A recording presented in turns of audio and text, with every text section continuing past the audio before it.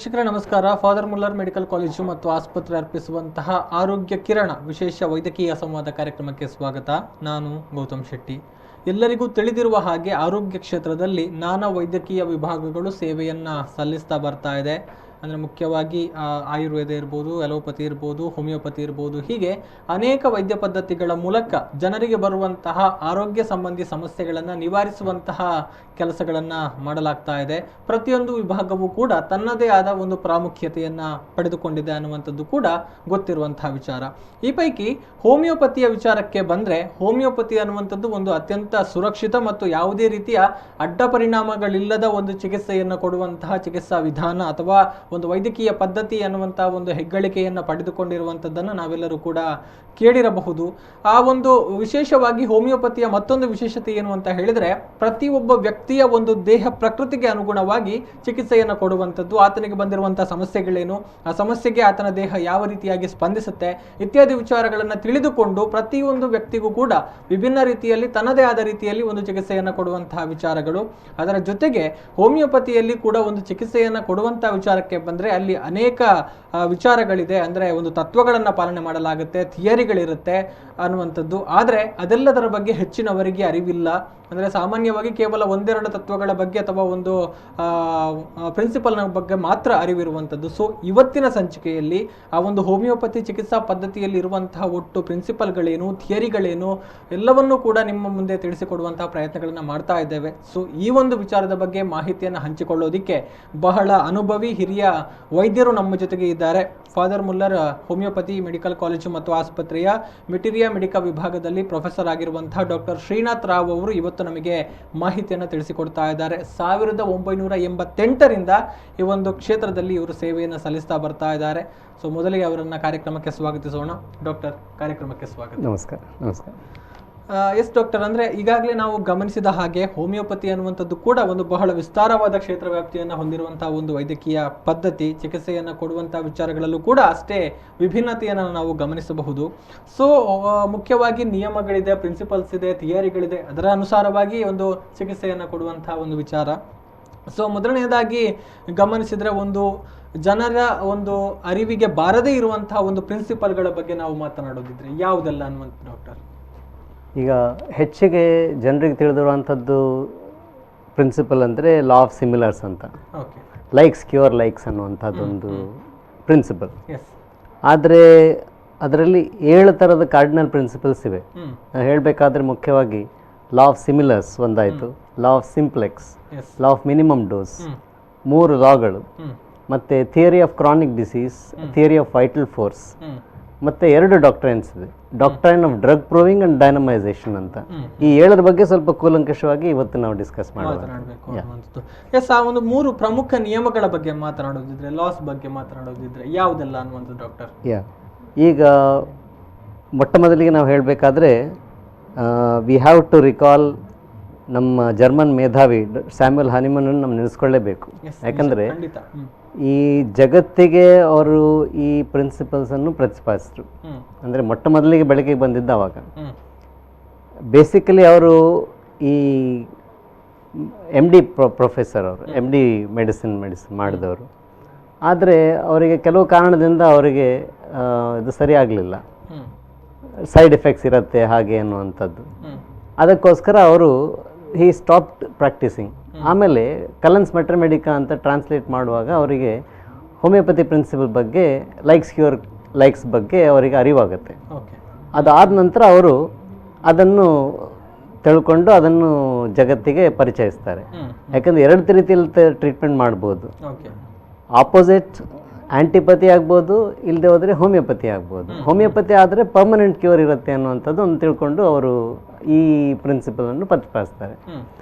ಹಾಗೆ ಮಾಡ್ತಾ ಹೋದಾಗ ಅವರಿಗೆ ಕೆಲವು ಅಡ್ಡ ಪರಿಣಾಮಗಳು ಬರುತ್ತೆ. ಅಂದರೆ ಅವರು ಮೆಡಿಸಿನ್ಸನ್ನು ಸಿಂಪಲ್ ಡೋಸ್ ಕೊಡಬೇಕು, ಒಂದೇ ಡೋಸ್ ಕೊಡಬೇಕು, ಒಂದೇ ಮೆಡಿಸಿನ್ ಕೊಡಬೇಕು, ಮತ್ತು ಅದು ಸಾಕಷ್ಟು ಸಣ್ಣ ಪ್ರಮಾಣದಲ್ಲಿ ಕೊಡಬೇಕು ಅನ್ನುವಂಥ ಅವರು ಮಾಡ್ಕೊಂಡು ಹೋಗ್ತಾರೆ.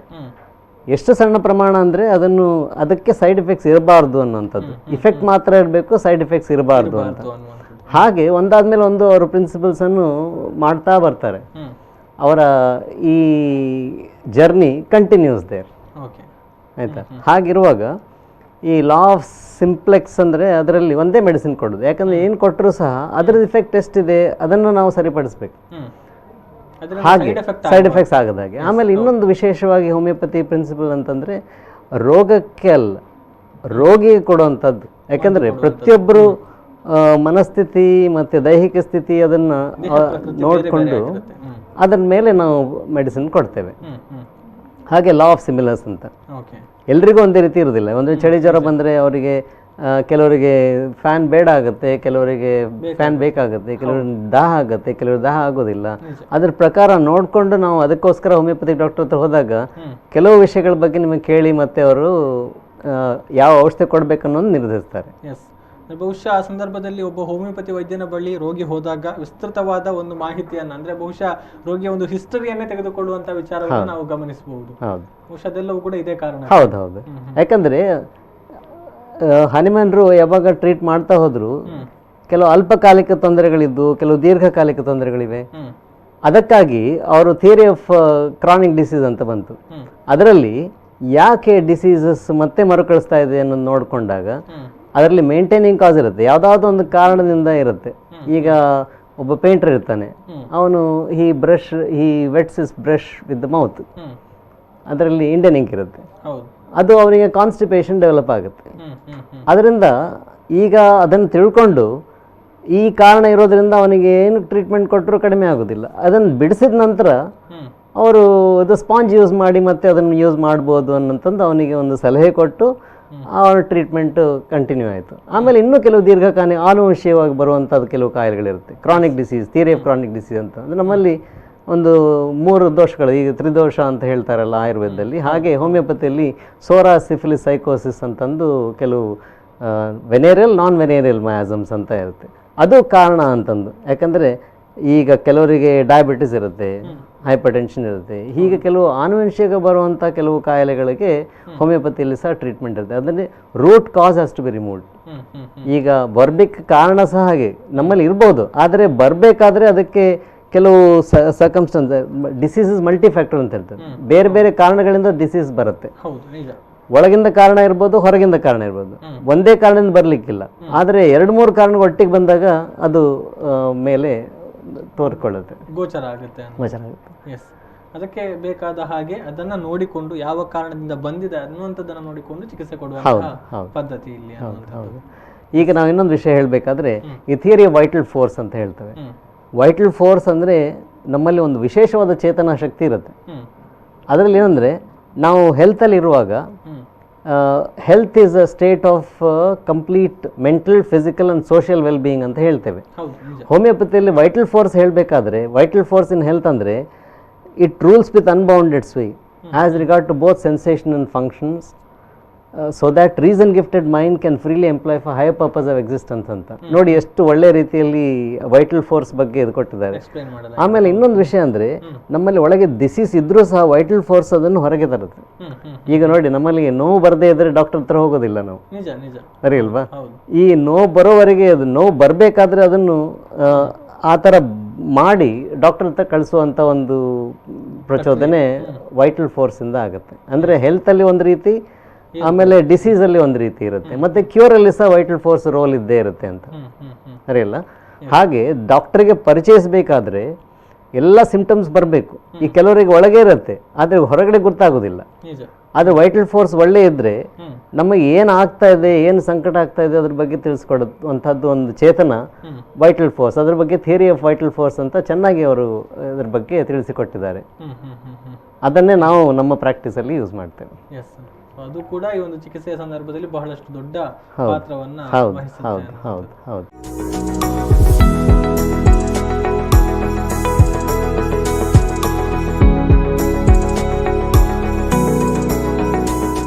ಡಾಕ್ಟರ್, ಈಗಾಗಲೇ ತಾವು ಹೇಳ್ತಾ ಇದ್ರಿ ಪ್ರಿನ್ಸಿಪಲ್ಸ್ನ ಬಗ್ಗೆ. ಸೊ ನೆಕ್ಸ್ಟಿಗೆ ಯಾವುದೆಲ್ಲ ಇದೆ, ಅದರ ಮೂಲಕ ಹೇಗೆ ಚಿಕಿತ್ಸೆಯನ್ನು ಕೊಡಲಾಗ್ತಾ ಅನ್ನುವಂಥದ್ದು?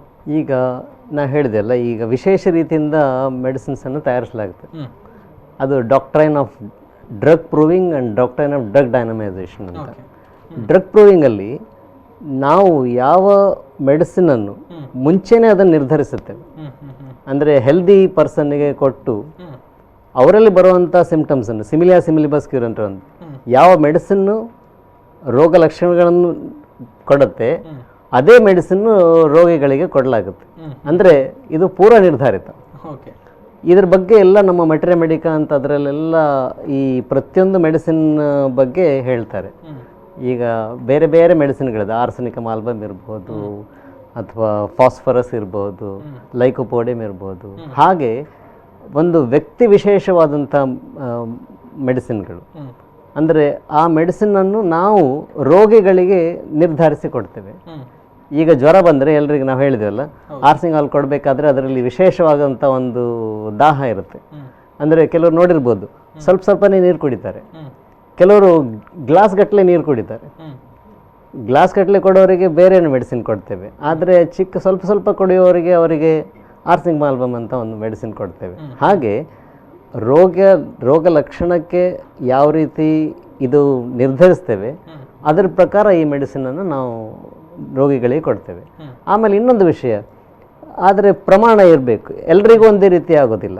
ಯಾಕಂದರೆ ಒಬ್ಬರಿಗೆ ಸ್ವಲ್ಪ ಮೆಡಿಸಿನ್ ಕೊಟ್ಟರೆ ಜಾಸ್ತಿ ಆಗುತ್ತೆ, ಅದನ್ನು ನಾವು ಮಿನಿಮಮ್ ಡೋಸ್ ಕೊಡಬೇಕಾಗತ್ತೆ. ಹಾಗಾಗಿ ಕೆಲವು ಸೆನ್ಸಿಟಿವಿಟಿ ಬೇರೆ ಬೇರೆ ಇರುತ್ತೆ. ಒಬ್ಬರಿಗೆ 30 ಕೊಡಬೇಕು, ಒಬ್ಬರಿಗೆ 200 ಕೊಡಬೇಕು, 1 m ಪೊಟೆನ್ಸಿ ಕೊಡಬೇಕಾಗತ್ತೆ. ಅಂದರೆ ಸೆನ್ಸಿಟಿವಿಟಿ ಮೇಲೆ ಡಿಪೆಂಡ್ ಆಗುತ್ತೆ.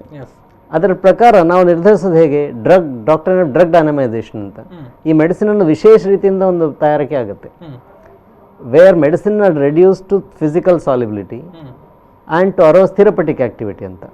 ಈ ಇರುವಂಥ ಒಳಗೆ ಇರುವಂಥ ಅದರ ತತ್ವ, ಮೆಡಿಸಿನಲ್ ಪ್ರಾಪರ್ಟಿ, ಅದನ್ನು ಹೊರಗೆ ತರಲಾಗುತ್ತೆ. ಈಗ ನೋಡಿ, ನಾವು ಸ್ಯಾಂಡ್ ಇರುತ್ತೆ, ಸ್ಯಾಂಡಿಂದ ಮೆಡಿಸಿನ್ ಆಗುವಂಥದ್ದು ಒಂದು ವಿಶೇಷವಾದಂಥ ಒಂದು ವಿಚಾರ ಅಲ್ವಾ?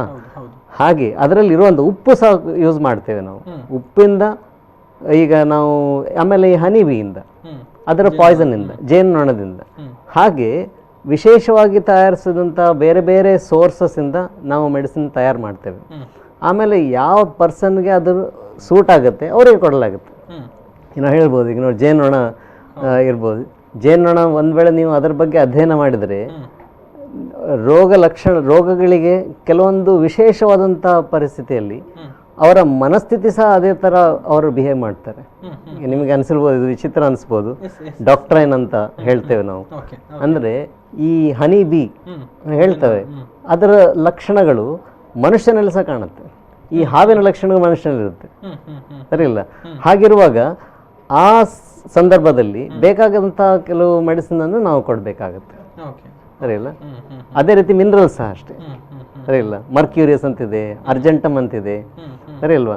ಆ ವಿಶೇಷವಾದಂಥ ಕೆಲವು ಹೇಳ್ತಾರೆ, ಮರ್ಕ್ಯೂರಿಯಲ್ ಅಂತ ಹೇಳ್ತಾರೆ, ಒಂದು ಥರ ಸಕ್ರಿಯವಾಗಿ ಇರ್ತಾರೆ, ಆ ರೀತಿ ಇರುವಂಥವ್ರು. ಫಾಸ್ಫರಸ್ ಅಂದರೆ ಟಾರ್ಚ್ ಬೇರೆ, ಇದು ಹೇಳ್ತಾರೆ ಬೆಂಕಿ ಇದೆಲ್ಲ, ಬೆಂಕಿ ಕಡ್ಡಿ, ಅದಕ್ಕೆ ಒಂದು ಮದ್ದು ಇರುತ್ತಲ್ಲ, ಅಲ್ಲಿಂದ ಬರುವಂಥದ್ದು. ಅಂದರೆ ಫಾಸ್ಫರಸ್ ಅಂದರೆ ಒಂಥರ ಅವರಿಗೆ ಒಂದು ಆ ಥರ ಎಂತೂಸಿಯಾಸಮ್ ಇರುತ್ತೆ.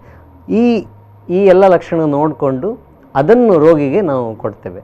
ನಾನು ಹೇಳಿದ್ನಲ್ಲ, it's not for the disease, it is for the person we give. ಒಬ್ಬರಿಗೆ ಡಯಾಬಿಟಿಸ್ ಇರ್ಬೋದು, ಆಮೇಲೆ ಅವರಿಗೆ ಹೈಪರ್ ಟೆನ್ಷನ್ ಇರ್ಬೋದು, ಆದರೆ ಇದೆಲ್ಲದಕ್ಕೂ ಮೂಲ ಕಾರಣ ಹುಡುಕಿಕೊಂಡು ಅವರಿಗೆ ಆ ಮೆಡಿಸಿನನ್ನು ನಾವು ಕೊಡ್ತೇವೆ. ಈಗ ಡಯಾಬಿಟಿಸ್ಗೆ ಒಂದು ಬೇರೆ ಮೆಡಿಸಿನ್ನೇ ಇರೋದಿಲ್ಲ, ತಲೆನೋವಿಗೆ ಒಂದು ಬೇರೆ ಮೆಡಿಸಿನ್ ಅಂತಲ್ಲ. ಈ ತಲೆನೋವು, ಬಾಡಿ ಏಕ್, ಫೀವರ್ ಎಲ್ಲದಕ್ಕೂ ಒಂದೇ ಮೆಡಿಸಿನ್ ಇರುತ್ತೆ. ಹಾಗಾಗಿ ನಾವು ಈಗ ಒಂದೇ ಮೆಡಿಸಿನ್ ಕೊಟ್ಟರೆ ಜನರು ಸ್ವಲ್ಪ ಅಸಮಾಧಾನದಿಂದ ಹೋಗ್ತಾರೆ, ಆದರೆ ಅದರಲ್ಲಿ ಹಾಕುವಂಥ ಮೆಡಿಸಿನ್ಸ್ ಏನಿದೆ ಅದು ಬೇರೆ ಬೇರೆ ಆಗಿರುತ್ತೆ, ಸರಿ ಇಲ್ವಾ? ಆಮೇಲೆ ಅದು ಸೂಟ್ ಆಗುವಂಥದ್ದು ಅದ್ರ ಬಗ್ಗೆ ನಾವು ಕೊಡ್ತೇವೆ. ಆಮೇಲೆ ಇನ್ನೊಂದು ವಿಶೇಷತೆ ಅಂದರೆ, ನಾವು ಮೆಡಿಸಿನ್ಸನ್ನು ಜಾಸ್ತಿ ರಿಪೀಟ್ ಸಹ ಮಾಡೋದಿಲ್ಲ, ಮಿನಿಮಮ್ ಡೋಸ್ ಅಂತ ಹೇಳ್ತೇವೆ.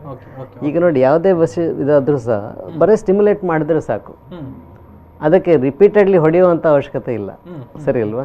ಬರೀ ಚೇತನವನ್ನು ನಾವು ಮಾಡುವಂಥದ್ದು, ಆಯಿತಾ? ಅದು ಪುನಶ್ಚೇತನ ಬಂದ ಮೇಲೆ body will take care of it self, ಸರಿ ಅಲ್ವಾ? ಹಾಗೆ ಹೊರಗಿನಿಂದ ಒಂದು ಸಪೋರ್ಟ್ ಬೇಕಾಗುತ್ತೆ ಅಷ್ಟೇ, ಅದನ್ನು ಈ ಮದ್ದಿನ ಮೂಲಕ ಕೊಡುವಂಥದ್ದು. ಹೌದು ಹೌದು. ಸಿಮಿಲಿಯಾ ಸಿಮಿಲಿಬಸ್ ಹೇಳ್ತೇವಲ್ಲ, ಯಾಕಂದರೆ ನಾವು ನೇಚರಲ್ಲಿ ನೋಡಿರ್ಬೋದು, ಜಾಸ್ತಿ ಬೆಳಕು, ಈಗ ನೋಡಿ ನಾವು ಸ್ಟಾರ್ಸ್ ಕಾಣಿಸೋದಿಲ್ಲ ರಾತ್ರಿ ಹೊತ್ತಲ್ಲಿ, ಯಾಕಂದರೆ ಸೂರ್ಯನ ಬೆಳಕು ಅಷ್ಟು ಪ್ರಖರವಾಗಿರುತ್ತೆ. ಸ್ಟಾರ್ಸ್ ಇವೆ, ಆದರೆ ಕಾಣೋದಿಲ್ಲ, ಸರಿ ಅಲ್ವಾ? Weaker dynamic affection is permanently extinguished by stronger ones ಅಂತ ಹೇಳ್ತೇವೆ. ಈಗ ನಾವೇನು ಮಾಡ್ತೇವೆ, ಈ ಡಿಸೀಸ್ ಆ್ಯಕ್ಟಿವಿಟಿ ಇದೆ, ಆಮೇಲೆ ಮೆಡಿಸಿನಲ್ ಆ್ಯಕ್ಟಿವಿಟಿ ಇದೆ, ಇದು ಎರಡೂ ಡಿಸೀಸೇ. ಒಂದು ಆರ್ಟಿಫಿಷಿಯಲ್ ಡಿಸೀಸ್, ಒಂದು ನ್ಯಾಚುರಲ್ ಡಿಸೀಸ್. ಈ ನ್ಯಾಚುರಲ್ ಡಿಸೀಸ್ ನಾವು ಎಷ್ಟು ಪವರ್ಫುಲ್ಲಾಗಿ ನಾವು ಈ ಆರ್ಟಿಫಿಷಿಯಲ್ ಡಿಸೀಸ್ ಜಾಸ್ತಿ ಮಾಡಿದಾಗ ನೇಚರ್ ಏನು ಮಾಡುತ್ತೆ, weaker dynamic affection is permanently extinguished, ಅದು ಹೋಗ್ಬಿಡುತ್ತೆ. ನಾವು ಡ್ರಗ್ ಪವರನ್ನು ಕಂಟ್ರೋಲ್ ಮಾಡೋದ್ರಿಂದ ಸ್ವಲ್ಪ ಸಮಯ ಇದ್ಬಿಟ್ಟು ಇದು ಸಹ ಹೋಗ್ಬಿಡುತ್ತೆ. ಅಂದರೆ we give a medicine similarities and then ಇದು modus operandi of homeopathic treatment ಅಂತ ಹೇಳ್ತೇವೆ. ಈ ರೀತಿ ಆ ಮೆಡಿಸಿನ್ ಕೆಲಸ ಮಾಡುತ್ತೆ. ಆಮೇಲೆ ಡೋಸೇಜ್ ಸಹ ಒಬ್ರಿಗೊಬ್ರಿಗೆ ನಾವು ಅಡ್ಜಸ್ಟ್ ಮಾಡ್ತೇವೆ. ಸೊ ಇದೆಲ್ಲ ಬಗ್ಗೆ ತಿಳ್ಕೊಳ್ಳುವಂಥ ಒಂದು ವಿಶೇಷವಾದ ನಿಮ್ಮ V4 ಚಾನಲಿಂದ ಈ ಕಾರ್ಯಕ್ರಮ ಮಾಹಿತಿ ಜನರಿಗೆ ಸಿಗ್ತಾ ಇದೆ, ಅದು ತುಂಬ ಸಂತೋಷ.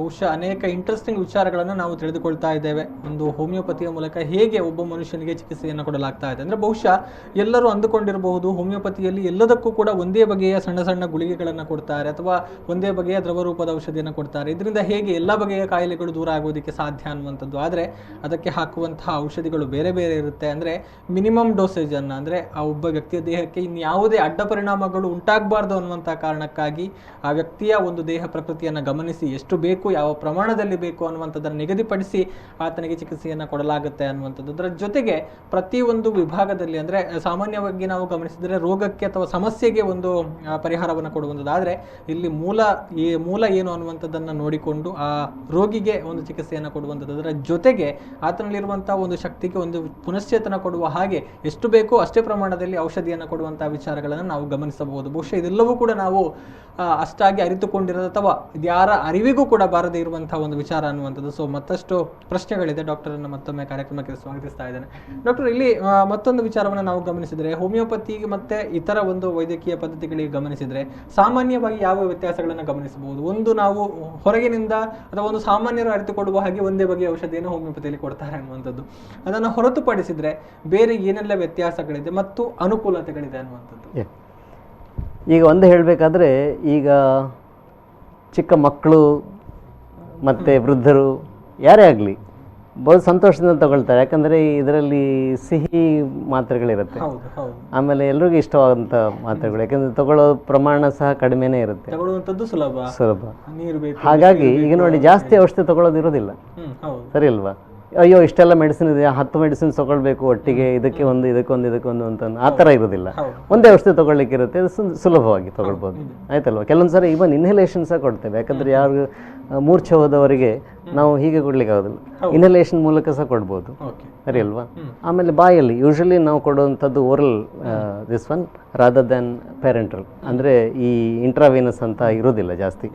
ಅದು ಯಾವಾಗ ಯಾರಿಗೆ ತುಂಬ ವೀಕ್ನೆಸ್ ಇರುತ್ತೆ, ಅವರಿಗೆ ದೇಹ ಚೇತನ ಇರೋದಿಲ್ಲ ಅಂಥವರಿಗೆ ಮಾತ್ರ ಆ ಇಂಟ್ರಾವೀನಸ್ ಕೊಡಬಹುದು. ಆದರೆ ಹೆಚ್ಚಿಗೆ ಇದು ಓರಲಿ ಕೊಡುವಂಥದ್ದು. ಆಮೇಲೆ ನಾ ಹೇಳಿದ ಹಾಗೆ ಇದು ಈಸಿ ತಗೊಳ್ಳೋದು. ಆಮೇಲೆ ಎಲ್ಲ ಡಿಸೀಸ್ಗೂ ಕೊಡುವಂಥದ್ದು ಒಂದೇ ಮೆಡಿಸಿನ್, ಬೇರೆ ಬೇರೆ ಇರೋದಿಲ್ಲ. ಈಗ ಜ್ವರಕ್ಕೆ ಒಂದು ಮೆಡಿಸಿನು, ನೋವಿಗೆ ಒಂದು ಮೆಡಿಸಿನ್ನು, ಆಮೇಲೆ ವಿಟಮಿನ್ನು, ಹಾಗೆ ಕೊಡ್ತಾರೆ ಅಲ್ಲ ಬೇರೆ ಬೇರೆ. ಆದರೆ ನಮ್ಮಲ್ಲಿ ಅವರ ಎಲ್ಲ ಸಮಸ್ಯೆಗಳು ಬೇರೆ ಬೇರೆ ಇರಬಹುದು, ಆದರೆ ಕಾರಣ ಒಂದಿರುತ್ತೆ, ಒಂದೇ ಕಾರಣ. ಅದಕ್ಕೆ ರೂಟ್ ಕಾಸ್ ಅಂತ ಹೇಳ್ತೇವೆ, ಸರಿ ಅಲ್ಲ? ಹಾಗೆ ಈಗ ಎಕ್ಸೈಟಿಂಗ್ ಕಾಸ್, ಅಕ್ಯೂಟ್ ಡಿಸೀಸಸ್, ಅಲ್ಪಕಾಲೀನ ಸಮಸ್ಯೆಗಳಿಗೆ ಎಕ್ಸೈಟಿಂಗ್ ಕಾಸ್ ಇರುತ್ತೆ, ಯಾವುದೋ ಒಂದು ಕಾರಣ ಇರುತ್ತೆ. ನನಗೆ ತಲೆನೋವು ಯಾಕೆ ಬಂತು? ಈ ಕಾರಣದಿಂದ ಅಂತ, ಸರಿ ಅಲ್ಲ? ಬಿಸಿಲಿಗೆ ಹೋದರೆ ನನಗೆ ತಲೆನೋವು ಬರುತ್ತೆ, ನಿದ್ದೆ ಇರದೇ ಇದ್ರೆ ತಲೆನೋವು ಬರುತ್ತೆ ಅಲ್ವಾ? ಹಾಗಿರುವಾಗ ಅದರ ಇಫೆಕ್ಟಿಗೆ ಟ್ರೀಟ್ ಮಾಡುವಂಥದ್ದು, ಕಾರಣ ಹುಡುಕಿಕೊಂಡು ನೋಡೋದು. ಈಗ 128 ವೆರೈಟಿ ಆಫ್ ಹೆಡೇಕ್ಸ್ ಇದೆ. ಸೈನಸ್ಸಿಗೆ ಒಂದು ಮೆಡಿಸಿನ್ ಇರ್ಬೋದು, ಮೈಗ್ರೇನ್ ಇರ್ಬೋದು, ಅಥವಾ ಕಣ್ಣಿನ ಕಾರಣದಿಂದ ಬರ್ಬೋದು, ಸರಿ ಅಲ್ವಾ? ಹಲ್ಲಿನಿಂದ ತಲೆನೋವು ಬರ್ಬೋದು, ಬೇರೆ ಬೇರೆ ಕಾರಣಗಳಿರುತ್ತೆ. ಆ ಕಾರಣ ಹುಡುಕಿ ಕಾರಣಕ್ಕೆ ಸಿಗುವಂಥದ್ದು ಒಂದು ಎಕ್ಸೈಟಿಂಗ್ ಕಾಸ್ ಅಂತ ಹೇಳ್ತೀವಿ, ಅದು ಒಂದು ಮೆಡಿಸಿನ್. ಈ ಮೇಂಟೈನಿಂಗ್ ಕಾಸ್ ಏನು ಮಾಡಿದ್ರೂ ಹೋಗೋದಿಲ್ಲ. ಈಗ ಧೂಳು ತೆಗೆದ್ರೆ ಅದು ಬರುತ್ತೆ, ಅದು ಧೂಳು ಇರುವಾಗ ಇದು ಸಾಮಾನ್ಯ, ಯಾಕಂದರೆ body will respond to that. ಒಂದು ವೇಳೆ ಅವರಿಗೆ ಆ ವಾತಾವರಣದಿಂದ ಹೊರಗಡೆ ತಗೊಂಡ್ರೆ ಅವರಿಗೆ ಸರಿ ಆಗುತ್ತೆ. ಈಗ ವೆಟ್ ವೆದರ್ ಇರುತ್ತೆ, ಈಗ ನೆಮ್ಮಿರುತ್ತೆ, ಹೌದು ನಮ್ಮಿರುವಾಗ ಅವ್ರು ಏನು ಮಾಡಿದ್ರು ನಮಗೆ ಇದಾಗೋದಿಲ್ಲ. ಅವರಿಗೆ ಆ ಕಡೆಯಿಂದ ಹೊರಗೆ ತೊಗೊಂಡು ಹೋದರೆ ಅವರಿಗೆ ಮೇಂಟೈನಿಂಗ್ ಕಾಸ್ ತೆಗೆದಾಗುತ್ತೆ. ಆಮೇಲೆ ಫಂಡಮೆಂಟಲ್ ಕಾಸ್ ಅಂತ ಹೇಳ್ತೇವೆ. ಫಂಡಮೆಂಟಲ್ ಕಾಸ್ ಅಂದರೆ ಅದಕ್ಕೆ ರೂಟ್ ಕಾಸ್ ಅಂತಂದು ಆನುವಂಶಿಕವಾಗಿ ಬರುವಂಥದ್ದು ಕೆಲವು ಕಾಯಿಲೆಗಳಿರುತ್ತೆ. ಅದಕ್ಕೆ ಈ ಥರದ ವಿಶೇಷತೆ ಬೇರೆ ಸಿಸ್ಟಮ್ನಲ್ಲಿ ಇದೆಯೋ ಇಲ್ಲ ಗೊತ್ತಿಲ್ಲ ನನಗೆ. ಆದರೆ ನಮ್ಮ ಸಿಸ್ಟಮಲ್ಲಿ ಇದನ್ನು ತೆಗೆಯುವಂಥ ಒಂದು ವಿಶೇಷ ಪದ್ಧತಿ ನಮ್ಮದಾಗಿದೆ. ಆ ಲೆವೆಲಿಗೆ ಹೋಗಬೇಕಾದ್ರೆ ಅದಕ್ಕೆ ಸರಿ ಹೋಗುವಂಥ ಫೋರ್ಸೇ ಯೂಸ್ ಆಗಬೇಕು, ಸರಿ ಅಲ್ವಾ? ಈಗ ನಾವು ಹೇಳ್ತೇವೆ ನಮ್ಮಲ್ಲಿ ಅಕ್ಯೂಟ್ ಮೆಡಿಸಿನ್ಸ್ ಅಂತಿದೆ, ಕ್ರಾನಿಕ್ ಮೆಡಿಸಿನ್ಸ್ ಅಂತಿದೆ, ಕಾನ್ಸ್ಟಿಟ್ಯೂಷನಲ್ ಮೆಡಿಸಿನ್ ಅಂತಿದೆ, ಮಯಾಸ್ಮ್ಯಾಟಿಕ್ ಟ್ರೀಟ್ಮೆಂಟ್ ಅಂತಿದೆ.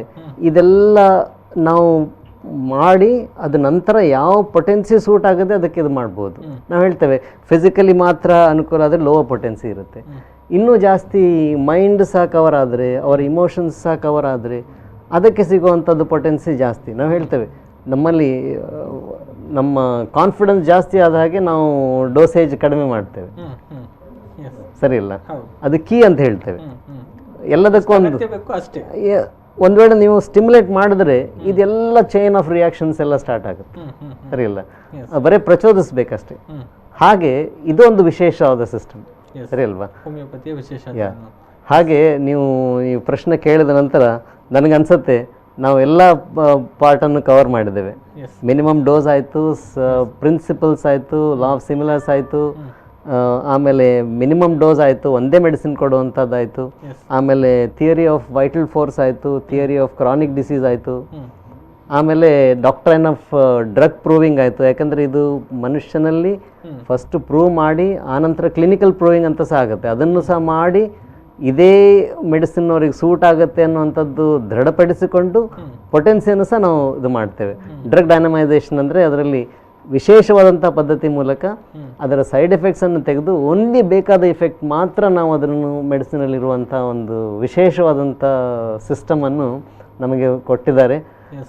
ಮೇನ್ಲಿ ಸ್ಯಾಮ್ಯುಯಲ್ ಹನಿಮನ್ರ ನಂತರ ಸಹ ಕೆಲವರು ಹೆರಿಂಗ್ ಅಂತ ಇದ್ದಾರೆ, ಅನೇಕ ಮೇಧಾವಿಗಳು, ಕೆಂಟ್ ಆಯಿತು, ಕ್ಲಾರ್ಕ್ ಆಯಿತು, ತುಂಬ ಜನ ಇದ್ದಾರೆ. ಆಮೇಲೆ ಈ ಪಾರ್ಟ್ ಆಫ್ ದ ಕಂಟ್ರಿ ನಾವು ಹೇಳ್ತೇವೆ ಕರ್ನಾಟಕಕ್ಕೆ ಮತ್ತು ಸೌತ್ ಇಂಡಿಯಾಗೆ ಪರಿಚಯಿಸಿದ ದೊಡ್ಡ ವ್ಯಕ್ತಿ ಅಂದರೆ ಫಾದರ್ ಮುಲ್ಲಾಸ್ ಅಂತ ಹೇಳಲಿಕ್ಕೆ ನಾನು ಇಚ್ಛೆ ಪಡ್ತೇನೆ. ಅವರ ಕಡೆಯಿಂದ ಈ ಜನರಿಗೆ ಅವರು ಈ ಮೆಡಿಸಿನ್ಸನ್ನು ಪರಿಚಯಿಸಿ ಒಂದು ವಿಶೇಷವಾದಂಥ ಸಂಸ್ಥೆ ಕಟ್ಟಿದರು. ಈಗ ನಾನಿಲ್ಲಿ ಬರಬೇಕಾದ್ರೂ ಅವರೇ ಕಾರಣಭೂತರಂತ ಹೇಳ್ಬೋದು. ಆಮೇಲೆ ಈ V4 ಚಾನಲ್ ಮೂಲಕ ನಾವು ಜನರಿಗೆ ಈ ವಿಶೇಷವಾದ ಪದ್ಧತಿ ಇದೆ ಅಂತಂದು ಪರಿಚಯಿಸೋಕ್ಕೆ ಸಹ ಒಂದು ಮಾರ್ಗ ಮಾಡಿಕೊಟ್ಟಿದ್ದಾರೆ. ಅದಕ್ಕೆ ವಿಶೇಷವಾದಂಥ ಧನ್ಯವಾದಗಳು. Thank you so much. ಅಂದರೆ ಬಹುಶಃ ಇಲ್ಲಿನವರೆಗೆ ಎಲ್ಲೋ ಅರಿವಿರದೆ ಅಥವಾ ಗೊತ್ತಿದ್ದು ಗೊತ್ತಿಲ್ಲದ ಹಾಗೆ ಇದ್ದಂಥ ವಿಚಾರಗಳ ಬಗ್ಗೆ ಸಾಕಷ್ಟು ಮಾಹಿತಿಯನ್ನು ತಿಳಿಸಿಕೊಟ್ರಿ. ಆ ಮೂಲಕ ಹೋಮಿಯೋಪತಿ ವೈದ್ಯಕೀಯ ಪದ್ಧತಿಯು ಮತ್ತಷ್ಟು ಬೆಳೀಲಿ. ಆ ಮೂಲಕ ಎಲ್ಲರಿಗೂ ಅಂದರೆ ಬಹುಶಃ ಈಗ ಒಂದು ರೋಗಕ್ಕೆ ಮದ್ದು ತಗೊಂಡ್ರೆ ಇನ್ನೊಂದು ರೋಗಕ್ಕೆ ಕಾರಣ ಆಗುತ್ತೆ ಅನ್ನುವಂಥ ಪರಿಸ್ಥಿತಿ, ಅಂತಹ ಪರಿಸ್ಥಿತಿಗಳು ಯಾವುದು ಕೂಡ ಇಲ್ಲದಂತಹ ಒಂದು ಸುಲಭದ ಅಥವಾ ಅತ್ಯಂತ ಸುರಕ್ಷಿತವಾದ ಒಂದು ವೈದ್ಯಕೀಯ ಪದ್ಧತಿ ಅಂತ ಹೇಳಿದ್ರೆ ಅದು ಹೋಮಿಯೋಪತಿ. ಸೊ ಆ ಮೂಲಕ ಆ ಬಗ್ಗೆ ಜನರಿಗೆ ಇನ್ನಷ್ಟು ಅರಿವು ಮೂಡಲಿ ಅನ್ನುವಂಥದ್ದು ನಮ್ಮ ಆಶಯ ಕೂಡ. ಥ್ಯಾಂಕ್ ಯು ಒನ್ಸ್ ಅಗೇನ್ ಅಂತ ಹೇಳ್ತಾ ನಾನು ಹೇಳಬೇಕಾದ್ರೆ it is like it's a very vast system. ತುಂಬ ದೊಡ್ಡದಾದಂಥ ವಿಶೇಷವಾದಂಥ ಸಿಸ್ಟಮ್ ಇದು. ಆದರೆ it is like showing a torch to sun ಅಂದಾಗೆ, ಸರಿಯಿಲ್ಲ? ಇದೊಂದು ಹೇಳ್ತಾರೆ ಅಲ್ಲಿಯೂ ಸೇವೆ ಅಂತಂದು ಹೇಳಿದ್ರು ತಪ್ಪಾಗಲಿಕ್ಕಿಲ್ಲ. ಅದಕ್ಕೆ ಅಣಿ ಮಾಡಿಕೊಡೋದಕ್ಕೆ ತಮ್ಮೆಲ್ಲರಿಗೂ ಧನ್ಯವಾದಗಳು. ವಿಶೇಷವಾಗಿ ಪ್ರೇಕ್ಷಕರಿಗೆ ಈ ವಿಷಯವನ್ನು ತಾವು ಅರ್ಥೈಸಿಕೊಂಡು ಬೇರೆಯವ್ರಿಗೆ ಸಹ ತಿಳಿಸುವಂಥ ಒಂದು ಪ್ರಯತ್ನ ನಿಮ್ಮಿಂದ ಆಗಲಿ ಅಂತ ಹೇಳಿ ಈ ಮೂಲಕ ನಾನು ವಿಶೇಷವಾಗಿ ಕೋರ್ತೇನೆ. ಧನ್ಯವಾದಗಳು. Yes sir, thank you once again doctor. Yes sir, ಇದು ಈ ಹೊತ್ತಿನ ವಿಶೇಷ. ಮುಂದಿನ ಸುದ್ದಿ, ಮಾಹಿತಿ, ಮನೋರಂಜನೆಗಳ ಜೊತೆಗೆ ಮತ್ತೆ ಬರ್ತೀವಿ. ನೋಡ್ತಾ ಇರಿ V4 ನ್ಯೂಸ್. ನಮಸ್ಕಾರ.